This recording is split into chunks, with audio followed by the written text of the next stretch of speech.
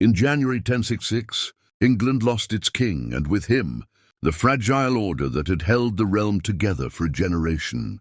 Edward the Confessor died without a son, without a written succession plan, and without naming a clear heir. The crown of England was suddenly up for grabs, and every powerful man in Europe knew it. What followed was not a single act of betrayal or ambition, but a chain reaction that would end in one of the most decisive battles in British history.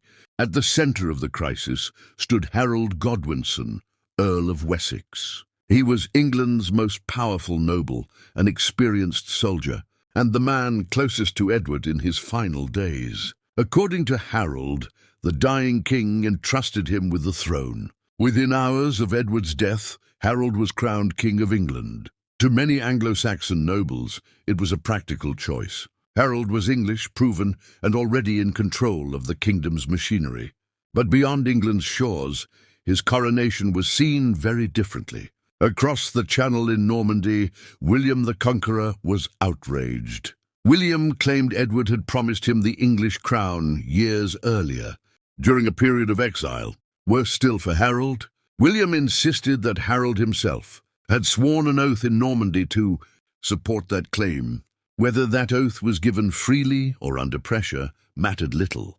In William's telling, Harold was no king, he was a usurper. The danger did not stop there.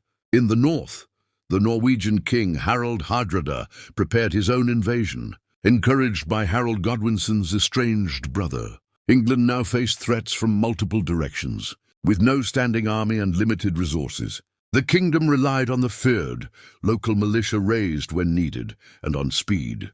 Delay meant disaster.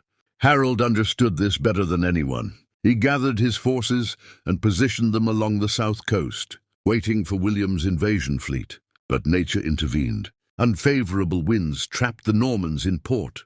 Days turned into weeks. Supplies ran low. Farmers needed to return home for harvest.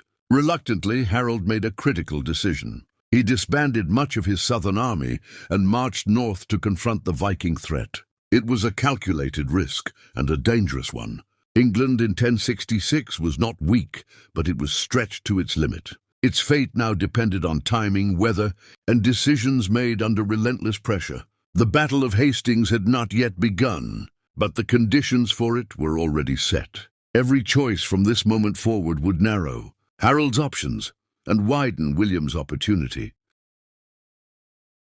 While England waited in the south, danger arrived from the north. In September 1066, the Norwegian king Harald Hardrada, one of the most feared warriors of his age, launched a full-scale invasion of England. He was not acting alone. At his side was Tostig Godwinson, Harold's own brother, driven by exile, resentment, and a desire for revenge. Together, they believed England was ripe for the taking. Hardrada's fleet crossed the North Sea with hundreds of longships. His army landed near York and crushed the northern English forces at the Battle of Fulford. The road to the north lay open. To many watching, it appeared that Harold Godwinson had already lost his kingdom before.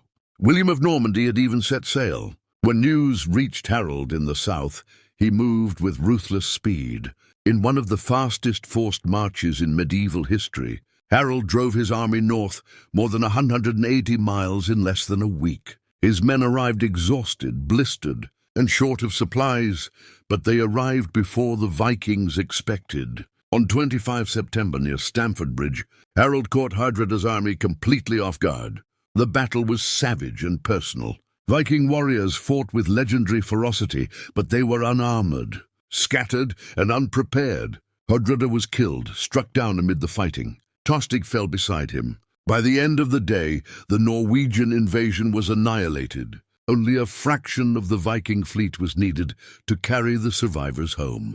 It was a total victory and a strategic disaster. Harold had saved England, but at a devastating cost. His army was shattered by exhaustion. Many of his best housecarls were dead or wounded. There was no time to rest, no time to regroup. Within days of the battle, news arrived that Harold had been dreading all year. The winds had finally changed. William of Normandy had crossed the Channel. Harold now faced the worst possible scenario. His army was in the north. The Norman invasion had landed in the south. To defend his crown, Harold would have to repeat the impossible marching. His battered force the length of England once again. Every mile south drained his strength further. Every hour gave William more time to fortify his position. The stage was set for the final confrontation. England had defeated one invader, but the price of that victory would soon be paid in full. The next chapter would bring Harold and William face to face, on ground that would decide the future of the country forever. William of Normandy did not rush. When his fleet finally crossed the Channel in late September 1066, it did so with precision and intent. Hundreds of ships landed unopposed on the Sussex coast near Pevensey. Horses, armor, weapons, and supplies were unloaded methodically. This was not a raid. It was a calculated invasion, designed to conquer and hold territory. William immediately began fortifying his position. A wooden castle was thrown up at Hastings within days, giving the Normans a secure base and control of the surrounding countryside. Villages were stripped for food. The land was deliberately ravaged, not out of cruelty alone, but strategy. William needed Harold to come south, and he needed him angry, desperate, and hurried. At this moment, William the Conqueror held every advantage. His army was fresh, his cavalry was intact, his troops were professionals, men trained for sustained warfare. He could choose his ground and force Harold to fight on his terms. Harold, meanwhile, was racing against time. After Stamford Bridge, he had marched his exhausted army south once more, covering immense distance in days. Reinforcements were limited. Many of the feared had already returned home. Harold still had his elite housecarls, hardened veterans armed with heavy axes, but they were fewer now, and they were tired. Despite this, Harold chose speed over caution. Instead of waiting for fresh troops or choosing a defensive position further north, he pushed directly toward William. On 13th October, Harold reached the ridge near Senlac Hill, just north of Hastings. There he finally stopped. The ground mattered. Harold took the high position, anchoring his army along the ridge. His men formed a solid shield wall, overlapping shields locked together, spears bristling outward. It was a defensive formation built to absorb shock and hold firm. Harold had no cavalry and very few archers. His plan was simple and brutally honest. Stand, endure, and break the Norman attacks as they came. William advanced the next morning. As dawn broke on 14th October 1066, the two armies faced each other across a narrow valley. The Normans formed up below the ridge, archers in front, infantry behind, cavalry held ready. William could see the shield wall above him, dark and unmoving against the skyline. There would be no maneuvering now, no retreat, no delay. England's fate would be decided here, not by politics, or promises or oaths, but by what happened when arrows flew, shields splintered, and men met face to face on the slope of Senlac Hill. The next chapter would bring the battle itself, hour by hour, mistake by mistake, as one of the most famous confrontations in British history finally began. The battle began shortly. After dawn on 14th October, 1066, the Normans advanced from the valley below Senlac Hill, facing a steep climb toward the Saxon shield wall. Harold Godwinson's army stood silent at the ridge, shields locked, spears angled forward, axes ready. They did not charge. They waited. William of Normandy opened the battle with missile fire. Norman archers stepped forward and loosed volleys uphill. Most arrows fell short or glanced harmlessly off shields and helmets. The angle worked against them. The Saxon line barely moved. Seeing little effect, William ordered his infantry forward. Norman foot soldiers climbed the slope under heavy resistance. As they reached the shield wall, the fighting turned brutal and intimate.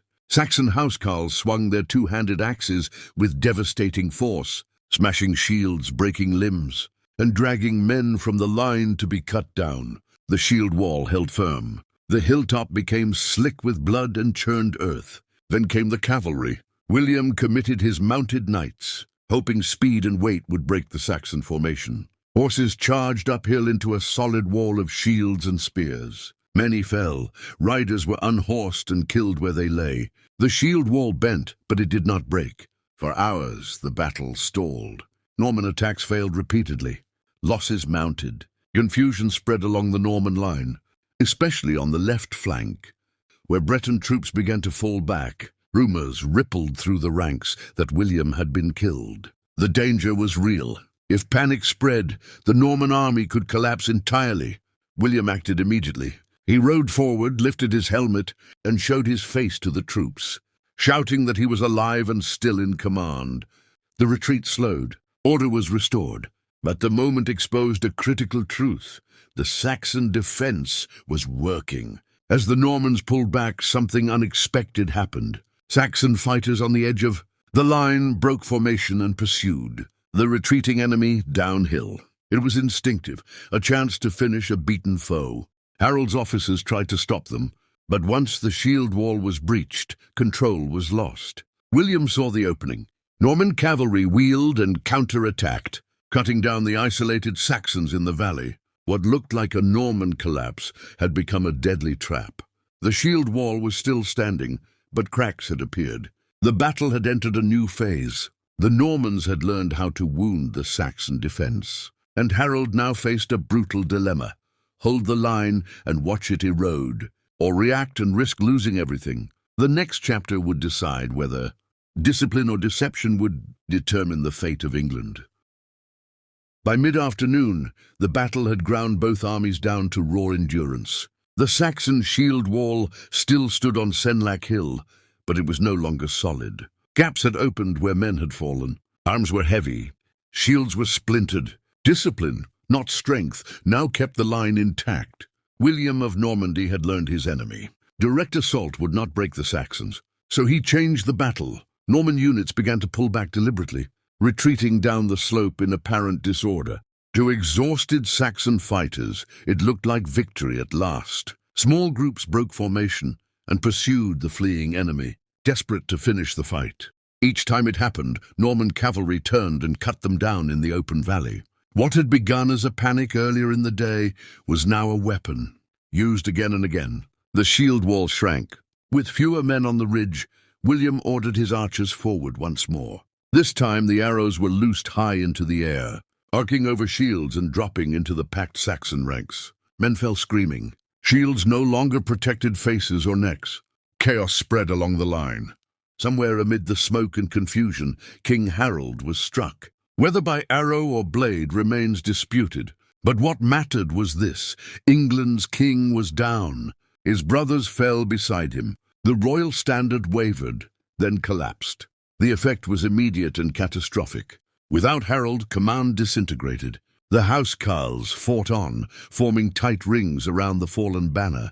But the fyrd began to break. Norman cavalry surged uphill, smashing into the thinning line. What had been an organized defense dissolved into isolated pockets of resistance, then into flight. As dusk fell, the ridge belonged to the Normans. The Battle of Hastings was over, not with a single dramatic moment, but with exhaustion, deception, and the slow collapse of discipline. England had not been crushed outright. It had been worn down, piece by piece, until it could no longer hold. The final chapter would deal with what followed, not just victory and defeat, but the transformation of England itself. When the fighting finally stopped on the evening of October 1066, the ridge at Senlac Hill was carpeted with the dead. Saxon bodies lay thick around the fallen royal banner. The Norman army held the field, but it had been a hard, costly victory. England had not collapsed easily. It had been broken. With King Harold dead and his brothers slain, there was no organized resistance left in the south. Survivors fled into the forests or melted away into the countryside. The feared returned home.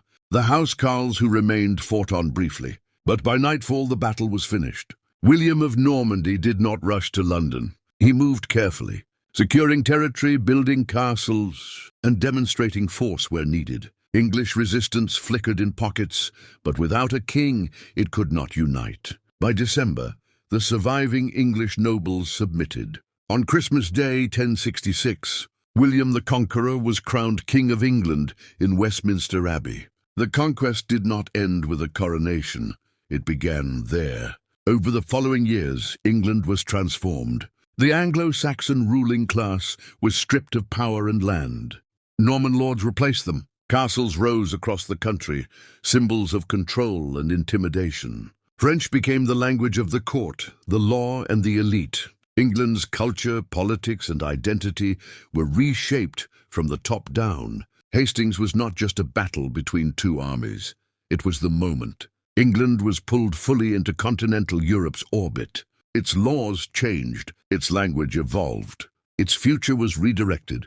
Nearly 1,000 years later, the echoes remain. The words we speak, the system of power we live under, and the shape of the British state itself can all be traced back to a single October day in 1066, when exhaustion, deception, and one fatal moment ended one England and created another. The Battle of Hastings did not simply decide who wore the crown. It decided what England would become.